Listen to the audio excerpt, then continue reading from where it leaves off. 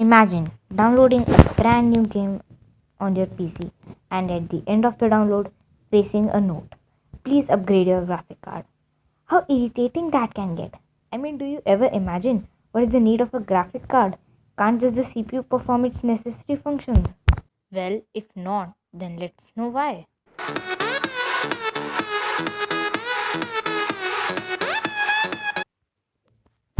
On the surface, CPUs and GPUs appear to be very similar. I mean, instead of the whole PCI Express card, why haven't we seen something like a dual CPU board, where the computer is programmed to use one of them for its basic functioning and the other one just for graphics? I mean, are these big clunky cards really necessary? Well, that's a question. On the surface, CPUs and GPUs appear to be very similar. They are both silicon based microprocessor mounted to a PCB with heatsink attached to them. But when you look at their microarchitecture, they have some fundamental differences that make them suited for different roles inside your PC. Think of it like this. Many people go around carrying Swiss army knives everywhere because they are very useful multi-purpose tools. They can cut things, they can open bottles, and even pick last night's broccoli out of your teeth. Suppose you are unlucky enough to get an operation. You don't want your operator to carry a Swiss knife and cut through you.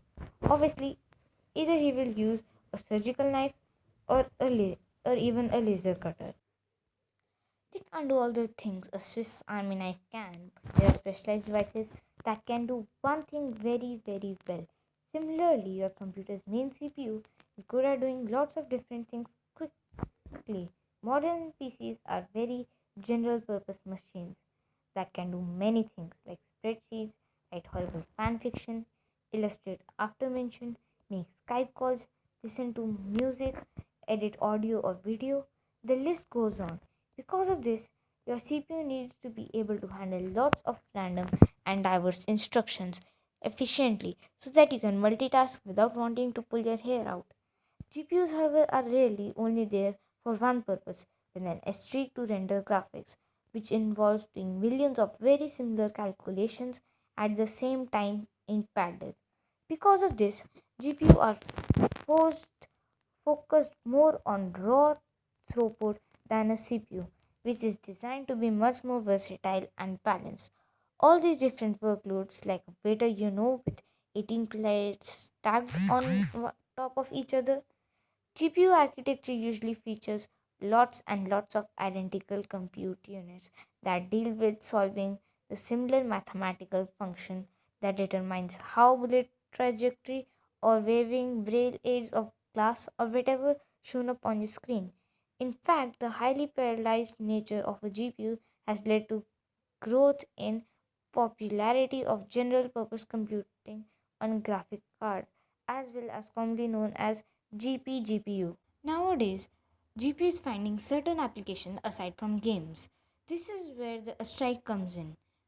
We can take advantage of higher end GPUs, things like Bitcoin mining or Stanford University's folding at home project, which calculates the way that proteins fold for disease research. Both of these require the type of heavy number crunching that GPUs excel at. But while GPUs are finding use other than just gaming, you probably won't want to try and run your operating system on just a graphic card, as the difference between your GPU and CPU are still very significant. So don't expect the idea of using a separate graphic card to go away anytime soon. After all, there's nothing quite like showing off your high end card through the side panel window to be the envy of all your friends without having to hide it under a CPU heatsink. If you like the video, please like, share, and subscribe. After all, there's nothing better than some free knowledge. And hope so, none of your friends will try to run their computer on a graphic card.